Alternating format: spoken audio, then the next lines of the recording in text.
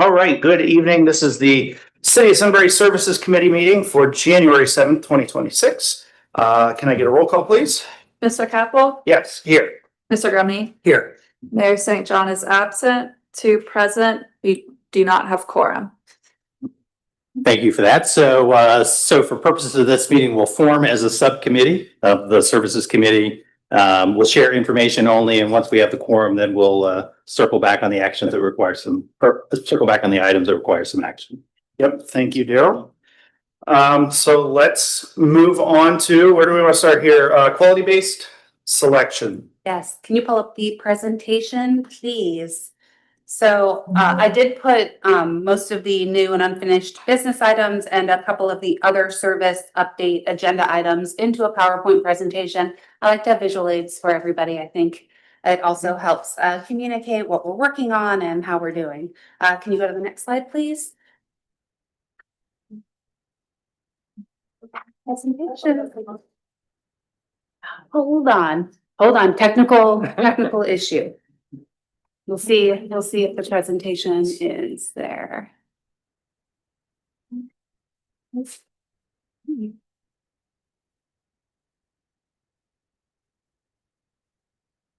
Uh-oh. I don't see my presentation there. Uh-oh. Do we have access to the F drive to pull it up? Probably not, right? Everyone's in the system. I mean, we do have it here in front of us unless we're looking for the other. Yes. Yep. So I will need your packet. That's I'm fine. just gonna follow along. We can do it the old-fashioned way. Pull up the 2015 list then in there, yeah, just so that we have this visual aid. It'll look like ants to anybody who's following along. I apologize for the small writing. We do have an 11 by 17 version of this that was a handout, so that hopefully you can read it a little bit better. But the title of this presentation is Quality-Based Selection, the on-call list. And the city has developed its first on-call list. Also in the presentation, it went through the agenda items, so we'll just hit those as we go through. So if you go to page, no page number, sorry. If you go to the slide that says QBS defined, it's the first slide in your packet that has pictures on it. I did want to briefly go over this. We have talked a number of times about quality-based selection. And I'm not sure on your level of familiarity with this process or if you do it in your day-to-day job. But we've mentioned this a few times with other projects that we've moved forward with in the last year in order to utilize this process. So a quality-based selection process in this case is going to be used for retaining and selecting design professionals and construction inspection services. It's a procurement method, and it's we're essentially trying to collect a list of consultants that would be interested in doing certain work, but also compile a list of consultants that have done certain types of work that may be done within the city. With that, there's a scope and fee process that would be discussed at the end of the overall process. So this idea of making sure that we are following quality-based selection, one of the key items to keep in mind is that we're not trying to make the selection based on low cost. In fact, the quality-based selection process is going to be a proposal that is given to the city, and it will not have any monetary numbers in it, so that we can choose a consultant based on experience and then their approach on a project that is being requested. Can I ask a couple clarifying questions, just because my mind will rattle around until I figure this out? So like typically you issue an RFP for a service, you say now you hopefully get 2, 3, 4, 5 people respond, you go through that process, you select somebody, and typically in the past, we've gone with the lowest bid. Unless there's something that's outstanding that we realize, okay, they did a bad job here, whatever. So this is a diversion from that, but so so if I understand, we get a list of qualified candidates, so we don't have to worry about like sole source or anything like that, because we have a list of more than X, is that the qualification to make it, to be able to get past the non-RFP process? Yes, so we will get into those details a little bit later in the presentation. But in general, the reason we're going to have this list is so we know what categories we want to see different consultants working in. And in order to avoid having that low bid mentality, looking for essentially whoever may have, regardless of what's in their proposal, as long as it meets what our RFP or RFQ would request, if they have the lowest bid, you can go in that direction. Mm-hmm. If you follow a quality-based selection process, you have to look at their proposal and then they have to include information that could make it innovative, that could show where maybe they have experience in different areas. Also different ideas about how their project approach may be better.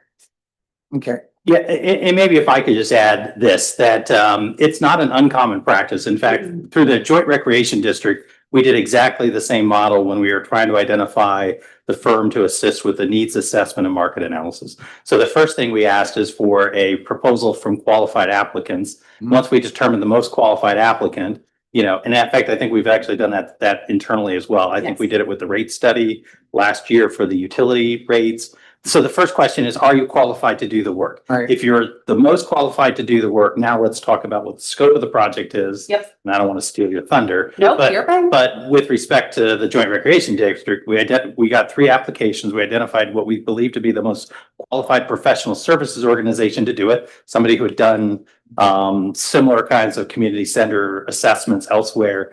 You know, they were locally based, you know, I mean, there were criteria associated with that qualification, what constitutes the most qualified, you know, and then we moved to the scope issue, and then we ultimately to move to the pricing issue. If at the end of the day you can't agree on the pricing, it doesn't mean that you have to proceed. In fact, you can move on to the next consultant and work through the scope as well and make sure that you get a price that is, you know, within the city's budget or something. So there is also a cost factor to it as well, but it's not the leading, it's not how you lead in the process. Okay. No, that's right. So this is a policy that is out there, the city's on-call list and quality-based selection. So it does go through and explain that the city has these rights to go through and have that scope and fee negotiation, and they can go to the next bidder. And we also have the right to throw out any proposals and start the process over again if we see fit. So the policy does protect the city and allows us to move forward in a way that other communities do as well. I think I had mentioned a couple of times that for one of the projects that we were working on that has federal funding, we had to follow a QBS process in order to receive the grant funding. That would be the 37 widening project. So ODOT has a QBS process. So we made sure that what the process we were following was compliant to make sure that we didn't risk any of that grant funding. All right. I won't ask more questions at the end because you probably will cover what I want to ask. So I think it'll just make some of these additional slides that aren't being shown to the public, but we're flipping through here in person for anybody who's joining a little bit late. Go a little bit faster. So the next quote unquote slide is that on-call list. And that's actually the document that is up on the screen right now and is the 11/17 handout in front of you. I had originally put this later on in the packet, but I wanted to start with the deliverable that the city had received, and at this point discuss how this list was developed. So essentially the on-call list is in front of you.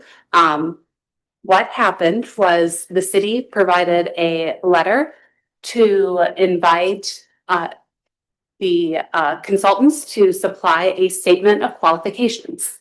In the letter invitation and in the policy, it has these column titles. So roadway, and it's actually multimodal transportation, traffic and street lighting, sanitary and wastewater treatment plant, water distribution, stormwater management, and so on as you go across the columns. There are 12 total categories.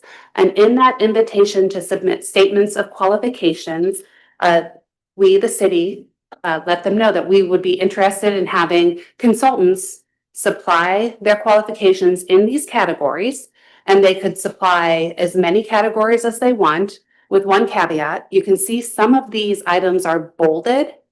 So the firms that are bolded, they could supply up to 4 categories that they felt they had expertise. And in their statement of qualifications, they had to explain why they felt those were the 4 categories that they wanted to highlight for the city. That could be that they have experience securing grants. It could be that they're a company that has widespread offices in Ohio or even nationwide, but maybe their office more locally has team members that specialize in certain areas. So there could be different reasons why they decided to highlight different categories. I can tell you that for the consultants that submitted, there were a number that only submitted the 4 categories that they felt they wanted to highlight, and then maybe didn't pay as close attention to the other categories. There were only 2 consultants that submitted in all 12 categories. So that's one of the reasons, as you look at the columns, why even though we had, I believe I put 40 consultants submit their statement of qualifications, but they didn't all submit in the same categories. You can see that roadway and transportation, stormwater management, plan review and general services, and surveying, GIS, and geotech. Those were kind of the favored categories, and that may be because they feel that type of work may be more needed in the city of Sunbury as well. So as I mentioned, there were 40 consultants in this first ever on-call list. That's actually a lot higher than I thought there was going to be. And I was really excited. I had shared this on my LinkedIn, and then it was on the city's website. Any consultant that I had an email for, I had sent a heads up that the city on our website had an invitation to submit qualifications. And I did receive some questions. It was open from October through mid-December, and then this list was developed. So this will be a working on-call list that will be active in January. One of the things I wanted to point out before we get too far into this is typically an on-call list is set up for multiple years. Different communities have different timelines for when they actually do the update. This is our first one ever. I didn't know we would get 40 consultants, but certainly I want to make sure that consultants that didn't realize we didn't have an on-call list, but we now do have an opportunity to join, and they don't need to wait 2 to 3 years, which is kind of the typical time frame for activating an on-call list. So in the invitation to submit qualifications, I included a note that on a quarterly basis, consultants could submit their statement of qualifications, and we would be updating this list as we went through. That's every quarter we'll be doing it. Yep, every quarter. And it's a short quarter. The first allotment, we chose January 31st. And then there are a couple consultants that I had reached out to that didn't submit.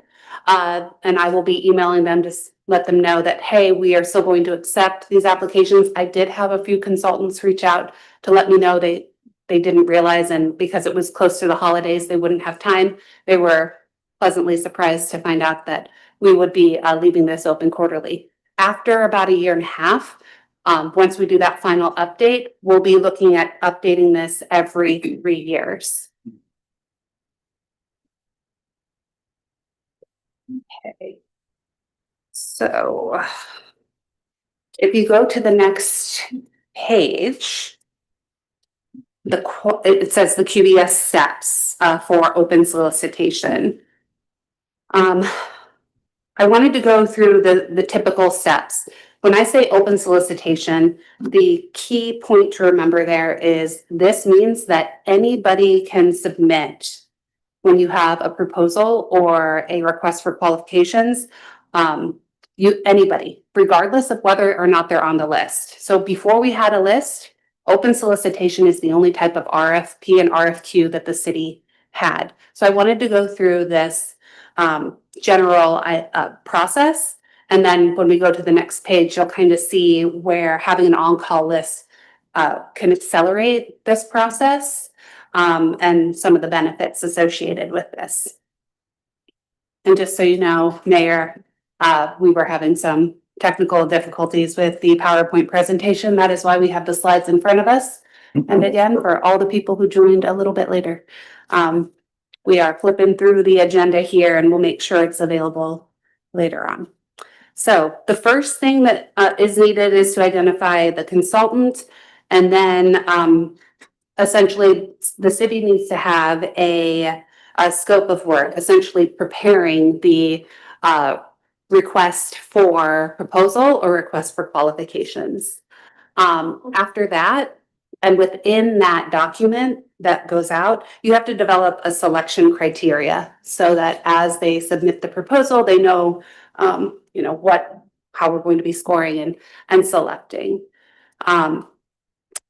One of the things that it will define in our policy is what those categories are, such as choosing a consultant based on different aspects, such as past performance, also a project approach. There's typically a category for project manager or project team, so that they can essentially see if we're scoring out of 100, what the numbers are in each category and how they should be gearing their RFQ or RFP in order to present what we're going to base most of the points on. After that, again, we have to develop the qualifications for the proposal itself. There is an item here for optional interview. I've done an interview one time in 10 years, but it is an interesting concept, especially if you have a large project or if your deliverable is going to be visual in nature. You could ask for an interview to kind of show what the deliverables could look like. And then the selection process. The selection process is, again, in the city's policy that was in the invitation to submit the statement of qualifications. And the city will be following a blind selection process. So once we get the proposals, they are distributed to 3 people within the city. It's typically myself or whoever creates the RFP, RFQ, typically either the city manager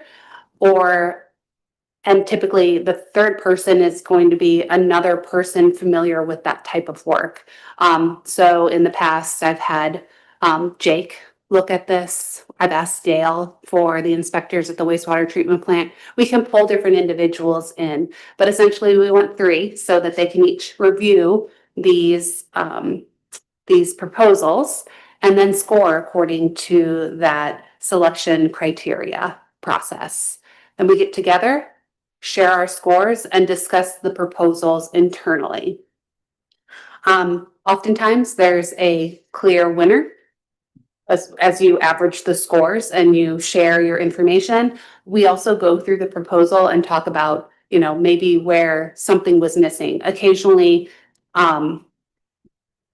you might not realize that someone forgot to include an item that, even if the proposal was amazing, if we asked you to share how many hours you thought you needed to work on this project and you didn't, that could be a good place to maybe say, okay, we really wanted to have an idea of what that was, or anything else that was in the proposal that may have been missed. We can discuss as a group, and then we can adjust the scores if it was missed during the scoring process. So once we get through that, and there is a consultant that we'd like to select, we will reach out to the consultant, bring them in, and discuss and negotiate the scope and fee.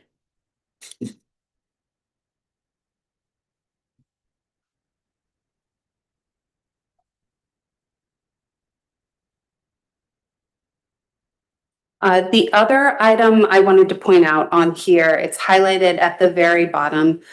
For this open solicitation project, as it relates to our on-call list, in our policy, it states that if a design contract or the service being requested is over $200,000, it always should be open solicitation.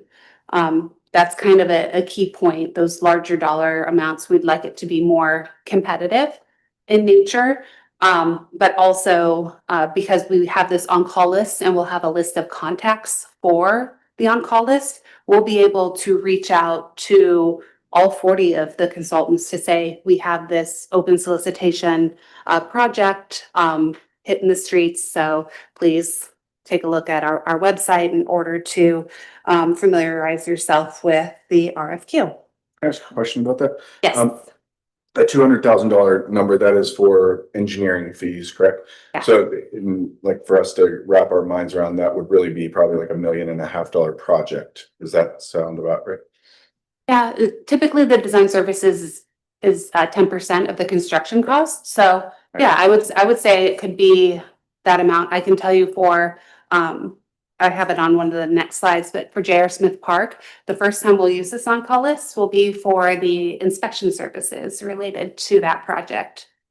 So it's a $3.5 million project for the park project, and I anticipate it'll be just under $200,000. So when it's on the border, we could do open solicitation or we can look at the on-call list. So I'm going to try to utilize the on-call list in order to follow that process. So there is a breakdown for what happens when the contract is under 200,000, and that will be on the next page. One more thing about this $200,000 number, the city in our policy always has the option to go open solicitation regardless of the dollar amount. So the on-call list will accelerate it and there are benefits to utilizing it.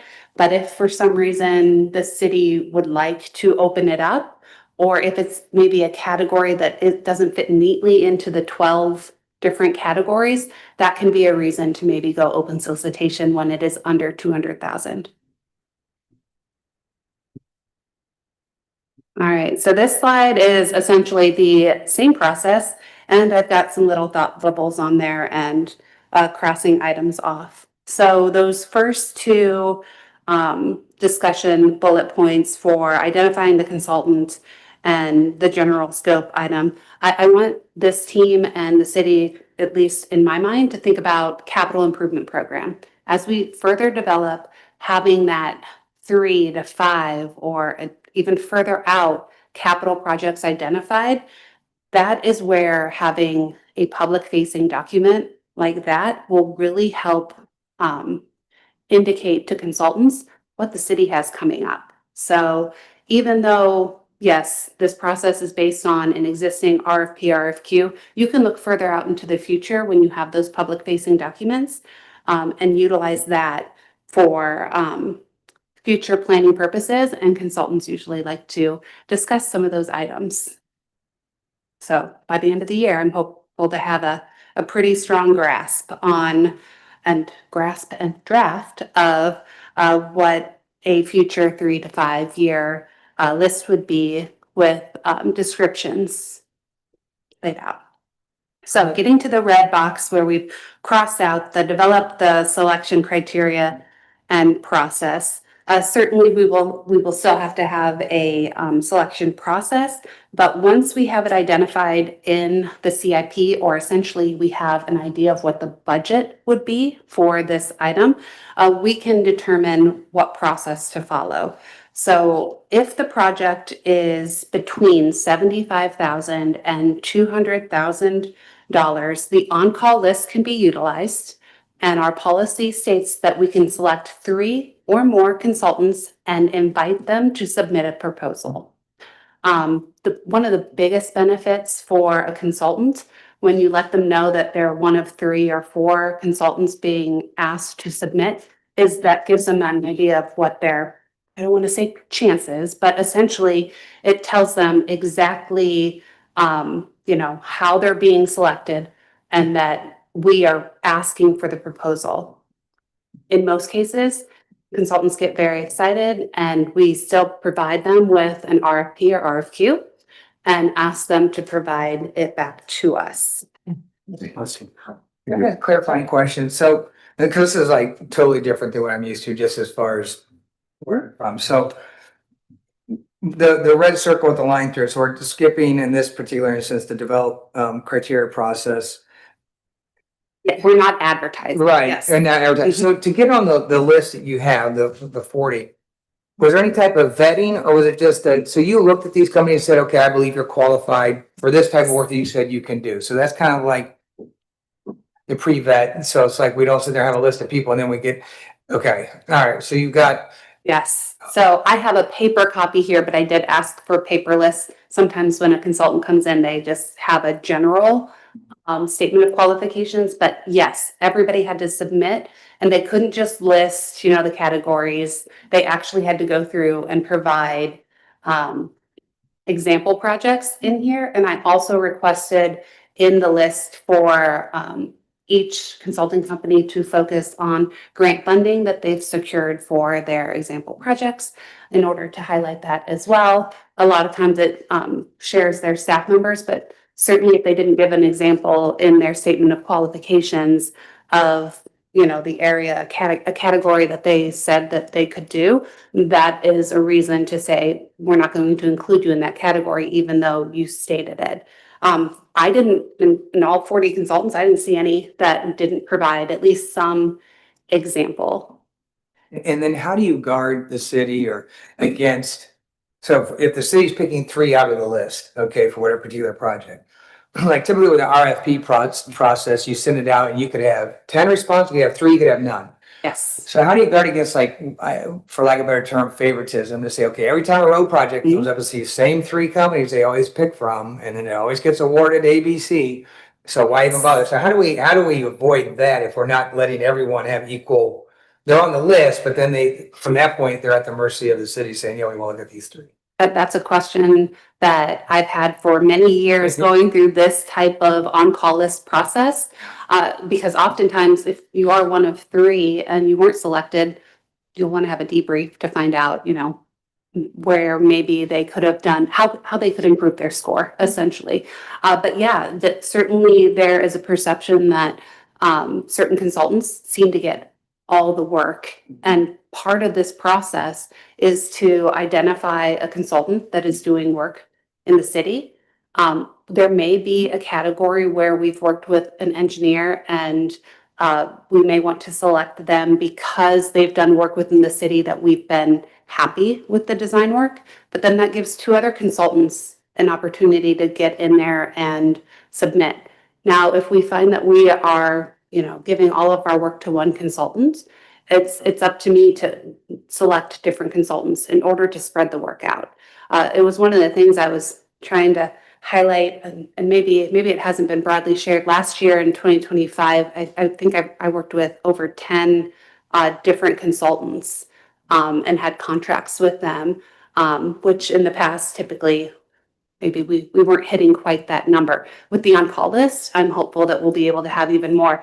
And full transparency, some of these consulting firms I've never worked with. So seeing their statement of qualifications and then oftentimes these lists lead to meet and greets. So we'll have consultants coming in to talk about, what's happening in the city, and they can share examples of projects that they've worked on. And just becoming familiar with them is a great example. But yes, we absolutely vet this on-call list with the statement of qualifications, and we keep them on board. The other thing that we do with every selection process, so the 3 people that are doing that selection and the scores are kept on file. So the policy states that it's our finance director that keeps a copy of all of those for transparency. They become public documents, so anybody can request them, and we have to share what the score was. And also any proposal per our policy, any proposal that is sent to the city becomes a public document as well. Yeah, and maybe, John, if I could just add a couple other points. I mean, this is a QBS process for engineering and design services. It's not the way the city will do all of its purchasing.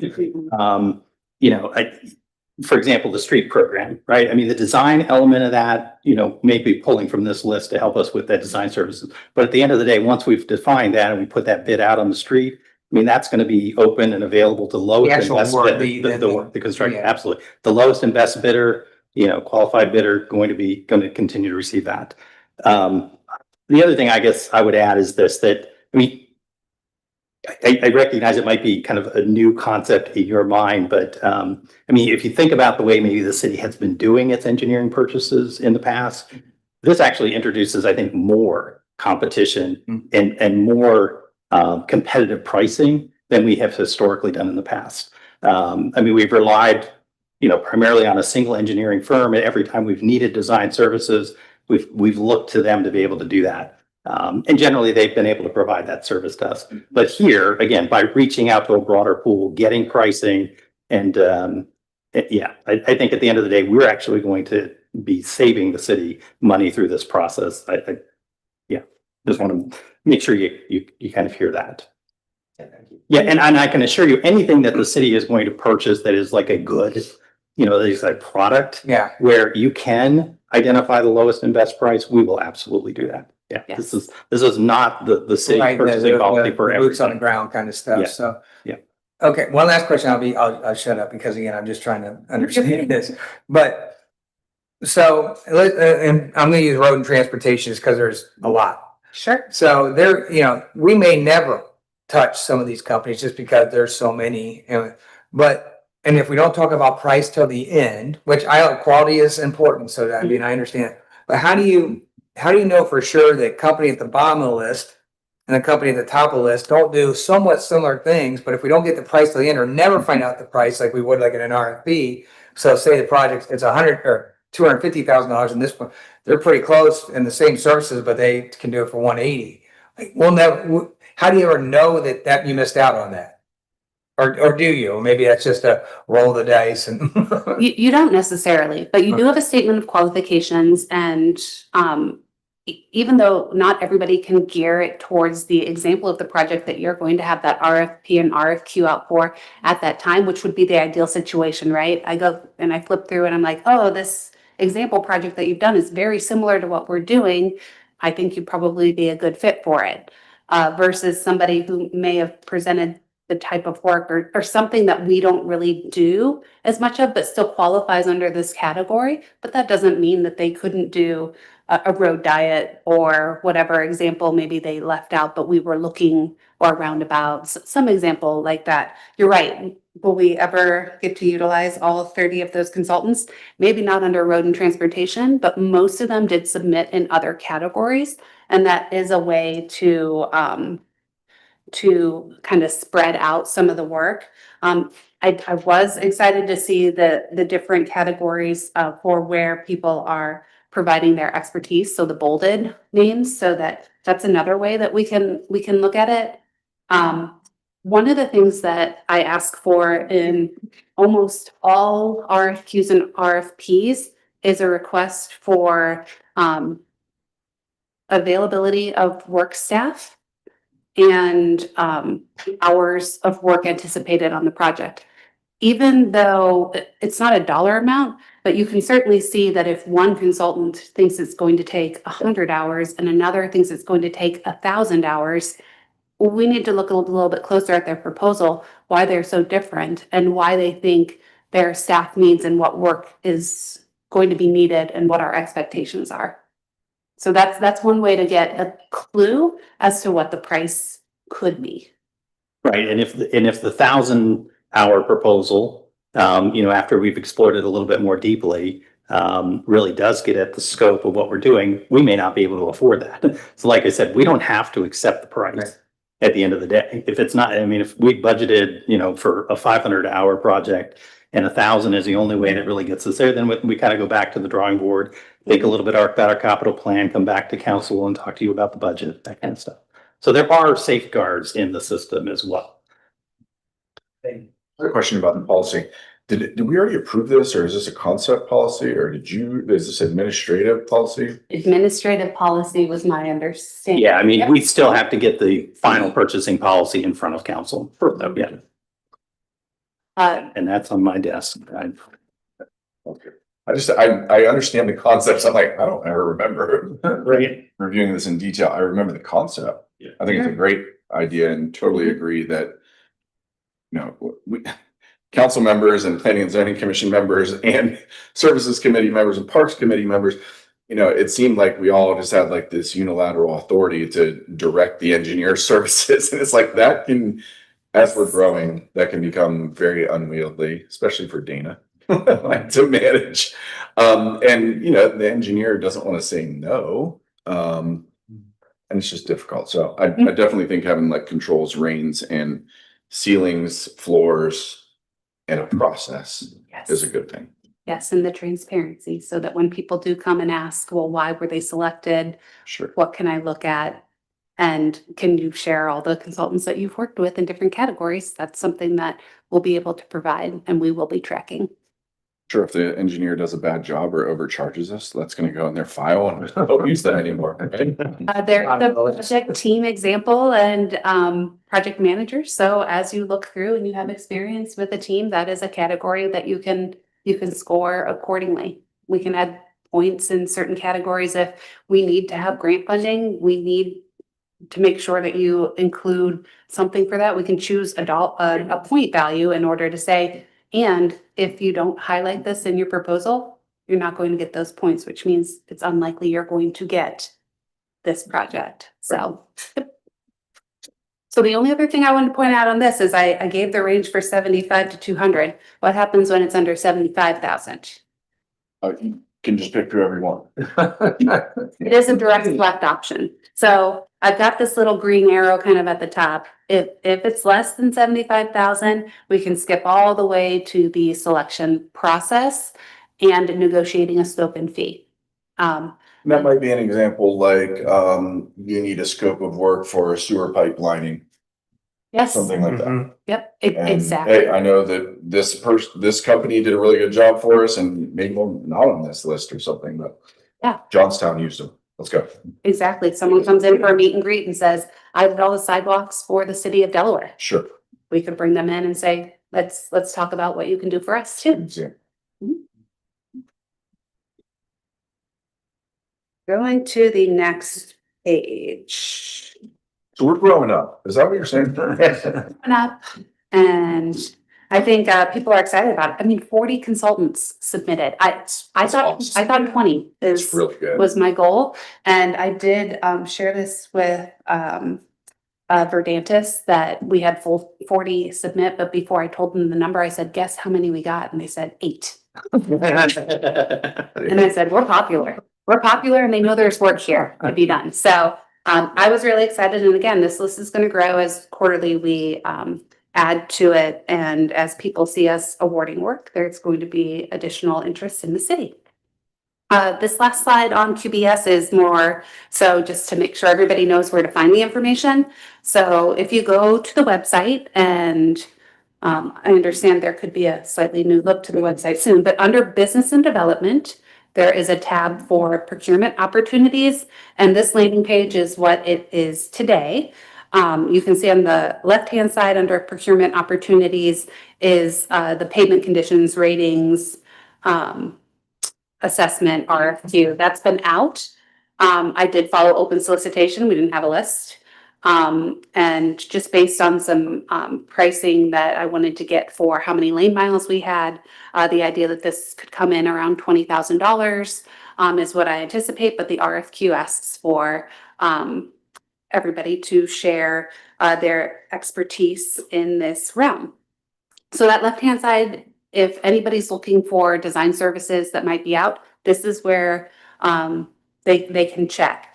And also, as these items come out and I have these categories, I will be sharing with people if it's open solicitation. The yellow arrow is pointing to the invitation to submit qualifications. So if people missed the letter that was available for the statement of qualifications and the procedures for selection. That's essentially the policy. It is available online. I've got a note here that the next time we'll be updating the list. I need submittals by the 27th so that I can include them in our list. Any questions about locations? Great. And that is it. That's the only thing I had for QBS. Before we go to the next bullet point, we do have an agenda item we need to go back and take care of real quick. And I would like to make a motion to approve the minutes from our December 3rd meeting. Second, that. Second by the mayor. Roll call. Mr. Capel? Yes. Mayor St. John? Yes. Mr. Grabney? Yes. 3 yeas, motion approved. All right, that very important bullet being done, we can move on to fiber communication. Awesome. So I have a couple of slides with maps on here so that you can see some of the fiber locations. I think that's still the old one. Cause that's the salt, yeah. Yeah, sorry, guys. We'll get it checked for next time. Yeah, that was last month. So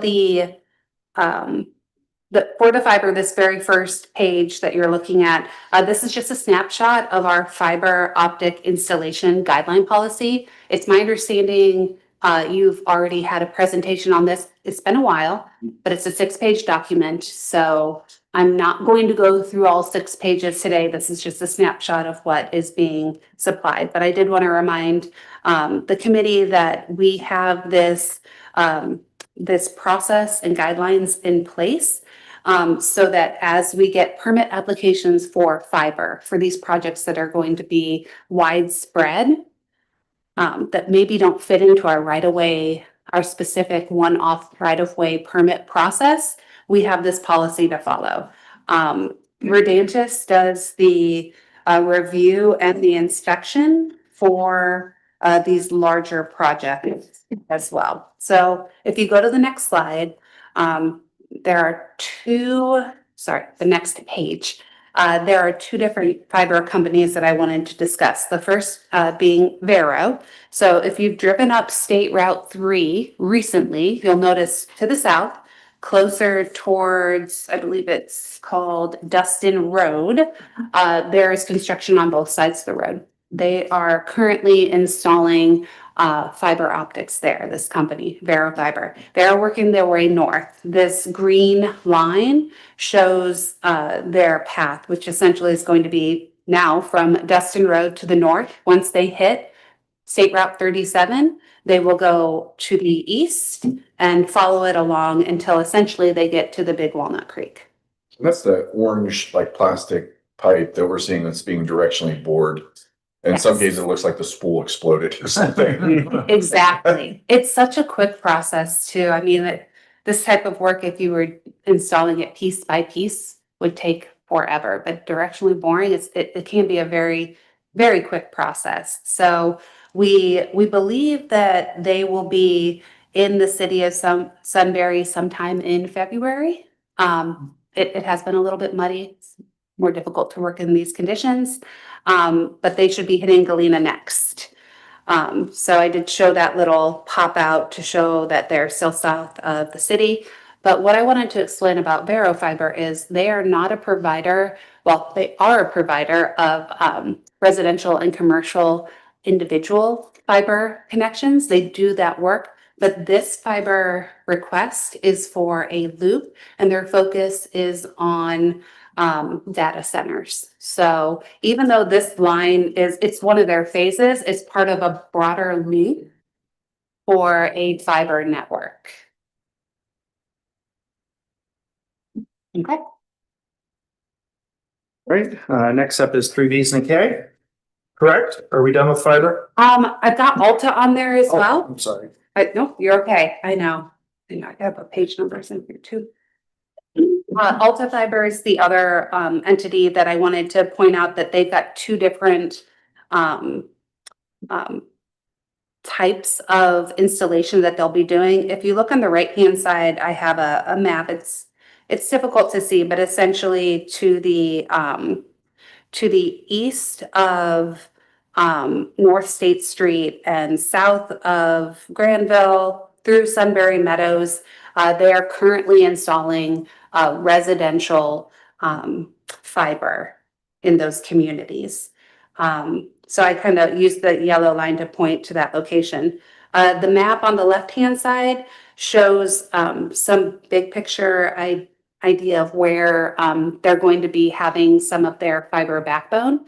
And the city has asked Alta Fiber to install a conduit, so essentially empty pipe, possibly with multiple pipes inside, essentially like a honeycomb, in order to have the option to pull fiber through. This could be to improve our signals and modernize them in the future, but since they'll be installing their own fiber in this location along Cherry Street, so US 36 and SR 37, we're hoping to get our own line there as well so that we can benefit from the construction that they'll be doing in the area.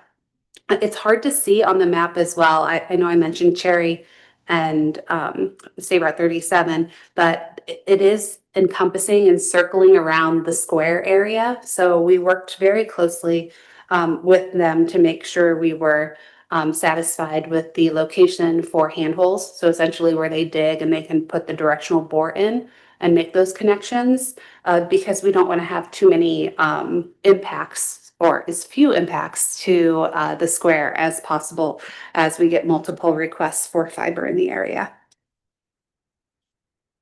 Next slide. Commercial and residential fiber. This is a snapshot of different communities or different providers that have both aerial and directional boring. So when we talk about aerial, think about existing poles that are out. So what I'm trying to indicate here is that we have multiple providers. Right now it's Alta, Brightspeed, Vero, and we have probably 3 or 4 other interested fiber companies that are asking about different areas and asking for our utility information because they're interested in coming in. So fiber is coming to this community. And we currently have over 20 permits that have been submitted by Brightspeed and Alta Fiber alone for different neighborhoods. I believe we only have 3 or 4 of them approved so far as we follow our guidelines and we kind of do a light introduction into this process. We did have, as I mentioned, Verdantis doing the inspection in these neighborhoods. They were out in the field a little bit more often. Directional boring isn't the most exciting installation to see, but just to make sure that they were following good practices. In general, they want to work with the homeowners and they provide a service, so they want people to be aware of this work. They also have door hangers, letting them know that the construction that is happening in their neighborhood is for that construction work. And then I also have a picture of what those flat handhole green surface structures look like. Yeah, so I would just add, I mean, it probably looks a little invasive when they're out there doing it. So if you were in the communities of Sunbury, you'd see them in action now. They do a pretty good job of providing customer service. So if there is a complaint, it gets directly addressed by them. But mostly just wanted you to know because it is in fact happening. We've been talking about fiber for a couple of years now, and we know we've had a lot of interest in fiber providers, and they're now here and they're now starting to do the installation. The other thing I would say is, so Vero and Brightspeed are a little bit more focused in terms of their project. But we do anticipate that Alta Fiber, it will be throughout the city. So while they're focused on a couple of key neighborhoods at the moment, the plan is to get to all the neighborhoods in Sunbury. And that's good from a competition standpoint. I'm so glad this is like working out and we didn't have to like expend a bunch of money because remember kind of a couple of years ago, we were trying to solve this for the community. I think we still are, but we've taken a different approach, right? We're taking more of like, okay, especially on these key corridors or how do we create a backbone or a loop? As we grow, especially, but it's really exciting. I mean, we've got some council members in the audience that are now going to have fiber in their neighborhoods. This is amazing. All of Sunbury Estates, all of the gardens, like all of historic Sunbury, the square, My gosh, that's amazing. Yeah, great work, team. Yeah, it is really exciting. And I think as we get these multiple providers that are coming in and interested in it, we are pushing very hard for them to follow our guidelines and policies. Good. You can't just submit something and because it worked in another community, we want them followed so that we have the same expectation. And that's what we're trying to lay out. There's been some pushback, but we're trying to be consistent because that's the only way to be fair as we do review these. Right. Moving along. 3Bs and a K. The K maintenance agreement. This is great. Yeah, so just quickly on 3Bs and a K, and actually, Mayor Damon, you probably know this better than I do. I can think this may have happened prior to my arrival here, but later today on the council agenda, we will have the first reading of a maintenance agreement between Berkshire Township, Berlin Township, and the city of Sunbury regarding the maintenance of 3Bs and a K road. It was is required as a result of an annexation, and the city had committed, when it committed to providing services, that we would also work out a maintenance agreement for a roadway that's shared by multiple jurisdictions. So this is the document that will spread out the responsibilities. Long story short, it's all about 3Bs and a K. It is focused exclusively on 3Bs and a K. I mean, there's some other areas in the city where maybe we've got some shared jurisdiction. There's a map in the document that basically shows you that the city will take main responsibility for the portion of 3Bs and a K from 3637 down to Sherman Road, and then it's split between the townships the rest of the way. A portion of that is Eagle Creek is south of Sherman. So we did try to divvy this up where there are shared costs and shared responsibilities. The other thing I would say about this is that we have taken snow and ice and vegetation, and we've agreed that we would do those in a separate agreement, principally because we already have a separate agreement now. We don't go out to 3Bs and a K to do snow removal. Berkshire Township does that, and that we've picked up some of Golf Course Road for them, and also Johnny Walker Road over here. And then vegetation, there are different requirements in the township. There's actually a statutory requirement to cut the grass along the roadway. The city doesn't have that responsibility. So we've agreed that we'll deal with those issues separately. But anyway, it's the first reading this evening. There's no action anticipated, but that's what this document is. Excellent. Thank you. And Berkshire Township and Berlin Township also have a copy of the maintenance agreement since they too will be sharing with their respective boards. What's the headline here? Okay, I've got it. Government works, period, together. I love it. I like that too. Got it. Careful with that first sentence.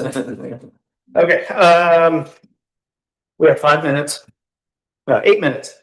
Other updates. Want to run rapid fire through them? It is going to be very quick. A lot of pictures here in the packet as you go through. So Columbus Street parking lot. I got the word today. Griffin is going to be striping tomorrow as long as the weather cooperates. I know I've said weather needs to cooperate in the past, so let's hope that happens, but they will be out cleaning up the lot and getting ready to stripe. So essentially, we're looking for it to be dry enough in order to put the paint down. And then they also will be using a low temperature paint that has met the specification. So let's hope they get the stripes up out there soon. And then in the spring, that's when I anticipate them buttoning up some of the additional landscape that needs to be out there. It So, looks really nice. It does. It looks great. so right now, if you go out there are cones indicating that you cannot park or drive in that lot. Just people are tempted to drive up in there now. I was tempted. When is it gonna open? Once they get the stripes in, you want to have a ribbon cutting? Is that first? Yeah, I think we will do that in the spring for sure. I mean, you can drive on it now. We actually have had Yeah. some vehicles parking on it. Yeah, it is secure enough. Yeah. You're not going to impact the pavers by driving up, or we would have kept the driveway aprons barricaded. I think it's a great story. I mean, I know we only have a few minutes, but I think back to when we purchased that property, we had a bit of auction. Public entities going to auction are always complicated. Mr. Bream was a big part of that. With brokers involved, and we went through federal grant processes for remediation. I mean, it's a great vision come to reality. It was the first major topic of our streetscapes working group to come up with a design for that and the different aspects of that. So yeah, I agree. Great. All right, next slide is the wastewater treatment plant, really full picture of that drone footage from basically hanging out over the middle school. Construction is still on track through 2027. Going to the next project, East Granville Street widening. Again, that project isn't planned to have construction related to the widening until 2027, although there could be some utility work here in 2026. But I did highlight at the bottom, we have a meeting with ODOT January 15th to discuss funding opportunities so that we could potentially supplement some additional safety funding with them if possible. The applications are due in March. To the next slide, New Cheshire Road and Signal realignment. Again, last month I kind of shared an overview of the timeline for this project, but I highlighted that we do have a meeting set up to make sure that we're starting this bidding process in order to get those mast arms and any long lead items associated with traffic signals ordered as quickly as possible. Some items can take up to a year or more. So if we want a signal there and open this time next year, time to get moving. On to the next project. Again, I shared this last month, Cheshire ditch lining for the sanitary sewer from Cherry Street to the existing pump station. I did get an estimated construction schedule and they are looking at the first week in March. As that gets closer, I'll try and fine tune that. Again, they think that work is going to take about a week to finalize. To the next project, J.R. Smith Park. There will be a council agenda item tonight with this. We also went over it in the Parks Committee meeting in greater detail. We opened bids in mid-December and have a low bid through approximately $3.5 million. So tonight we are looking for award of the construction contract to 2K General. And there will be more information I believe Mrs. Cooper will share. I think I did it as far as the projects are concerned in the packet. So after that, it's just the look ahead. It's a little bit meatier down there than I typically have. I usually just highlight a couple items for next February, but it is the first meeting of 2026. So I threw in a few big picture ideas for topics such as right-of-way fees, some sanitary sewer code updates that might be coming our way. Always up for a good little Walnut Creek Interceptor update. So I listed some of these items out. If you have a topic that you're interested in having, I certainly want to try and balance these meetings. I am constantly maybe running out of time in them. So I want to make sure that I'm hitting all the topics that you're interested in having. Right. Well, that leaves us with 3 minutes left, so I'm going to make a motion to adjourn. Sorry. Second by the mayor. Roll call. Mr. Capel, Yes. Mayor St. John,